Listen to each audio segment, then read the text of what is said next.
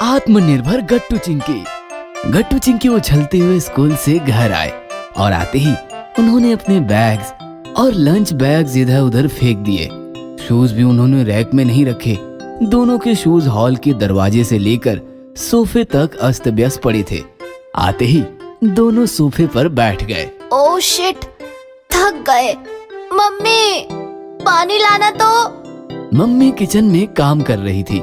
रुको जरा, लाती हूँ। दोनों सोफे पर बैठे बैठे बातें करने लगे।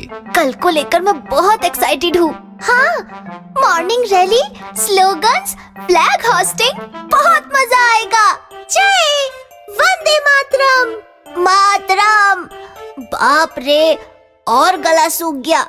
मम्मी पानी लाओ ना, हम कब से चिल्ला रहे हैं। मम्मी पानी लेकर आई तो झट से दोनों ने दोनों ग्लास उठाए और गटक गए। मम्मी ने हॉल में नजर घुमाई तो गट्टू चिंकी के बैग, शूज सब कुछ इधर उधर बिखरा पड़ा था। बेचारी मम्मी चुपचाप शूज उठाकर बाहर रैक में रखाई। फिर दोनों के बैग्स उठाकर अंदर जाने लगी कि तभी गट्टू बोला, मम्मी आपको पता है ना, कल 15 अगस्त है। कल हम एकदम सिपाही की तरह बन ठन कर जाएंगे। हमारे यूनिफॉर्म्स रेडी है ना? बेटा, वॉशिंग मशीन खराब है ना? डोंट वरी, आज तुम सबके कपड़े धोकर सुखा दूंगी और रात को प्रेस भी कर दूंगी। ये सुनकर गट्टू चिंकी हैरान हो गए। क्या मम्मी, आज यूनिफॉर्म्स तैयार हो जाने चाहिए थे ना? बरसात के दिन है, यूनिफॉर्म सूख नहीं पाए तो फिर हम कल क्या पहनकर जाएंगे? अभी हमारे यूनिफॉर्म्स धोकर सुखा दो। बेटा, किचन में बहुत काम पड़े हैं, बाद में धो दूंगी। नहीं, पहले यूनिफॉर्म, बाद में बाकी काम। कल इंडिपेंडेंस डे है, हम कोई भी रिस्क नहीं लेना चाहते। मम्मी ने सारे काम छोड़े और उन्हें सबके कपड़े धोकर सुखाने पड़े। थोड़ी देर बाद पापा ऑफिस से आए और वो भी गट्टू चिंकी के साथ सोफे पर विराजमान हो गए।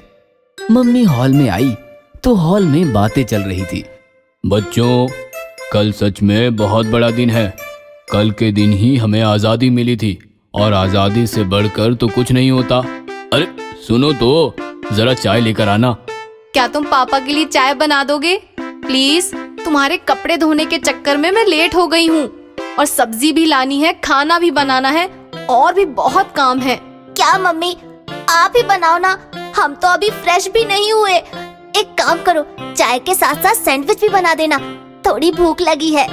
बेचारी मम्मी क्या करती, वो किचन में गई और सारे काम छोड़कर चाय और सैंडविच बनाने लगी। रात के 10:30 बजे सब लोग खाना खाने बैठ गए। क्या यार, बहुत लेट कर दिया, 10:30 हो गए। हम सोएंगे कब और जागेंगे कब? पता है ना, कल जल्दी जाना है। मम्मी ने बिना कुछ कहे सबको खाना परोसा। खाना खाकर सब लोग अपने अपने कमरों में जाकर सो गए। मम्मी ने किचन संवारा। फिर देर रात तक वह गट्टू चिंकी और पापा के कपड़े प्रेस करती रही। सुबह मम्मी की आंख खुली तो टाइम देखकर उनका सिर चकरा गया। 5 बज गए थे। अरे उठो, 5 बज गए हैं। क्या तुमने अलार्म बंद किया था? अलार्म तो बजा ही नहीं। मतलब तुमने सेट ही नहीं किया? अरे मुझे लगा कि आपने सेट कर दिया होगा। शिट यार, 6 बजे निकलना था। डोंट वरी, आप फटाफट तैयार हो जाओ, मैं बच्चों को देखती हूँ। सब लोग काफी लेट उठे थे, इसलिए पूरे घर में भागम भाग चल रही थी। मम्मी बेचारी परेशान होकर इधर उधर भाग रही थी। आखिरकार 6 बज गए और पापा गट्टू चिंकी को लेकर बाहर निकलने में कामयाब हो गए। 6:30 बजे गट्टू चिंकी के स्कूल में रैली निकली। भारत माता की जय। फिर स्कूल में तिरंगा फहराया गया, राष्ट्रगान हुआ और समारोह पूरा होते होते दोपहर हो गई। दोपहर 1 बजे गट्टू चिंकी पापा के साथ घर लौटे और खाना खाकर हॉल में बैठकर सब लोग गप्पे लड़ाने लगे। क्या जबरदस्त स्पीच दिया कर्नल मैम ने, मजा आ गया। लेकिन एक बात समझ में नहीं आई, वो कह रही थी हम आज आजाद तो हैं लेकिन पूरी तरह नहीं। हम सब या तो किसी के गुलाम हैं या फिर कोई हमारा गुलाम है। हम किसी के गुलाम हैं? हम किसके गुलाम हैं? और हमारा गुलाम कौन है? इन सवालों का जवाब उन्होंने हमें ढूंढने को कहा। पापा, हम किसके गुलाम हैं? कौन है हमारा गुलाम? नहीं तो आज हम किसी के गुलाम नहीं और ना ही हमारा कोई गुलाम है। हम सब आजाद हैं। मम्मी, आपको क्या लगता है, क्या हम सब आजाद हैं? सवाल सुनकर अब तक चुपचाप बैठी मम्मी अचानक बोल पड़ी। नहीं बेटा, हम सब पूरी तरह से आजाद नहीं हैं। कर्नल मैम बिल्कुल ठीक कह रही थी। हम आज भी किसी के गुलाम हैं और आज भी हमारा कोई गुलाम है। अंग्रेजों से आजादी तो मिल गई, लेकिन ये आजादी सीमित है, क्योंकि हमारे पर्सनल कामों के लिए भी हम दूसरों पर डिपेंडेंट हैं। बाहर की छोड़ो, घर की बात करते हैं। स्कूल से घर आते ही अपने शूज और बैग्स सही जगह रखना गट्टू चिंकी का काम है, लेकिन उनके फेंके हुए बैग्स और शूज ढूंढकर मुझे सही जगह रखने होते हैं। तुम्हें ऑफिस के लिए जल्दी उठना होता है और अलार्म मुझे सेट करना पड़ता है। तुम अलार्म बंद करके सो जाते हो तो मुझे तुम्हें जगाना पड़ता है।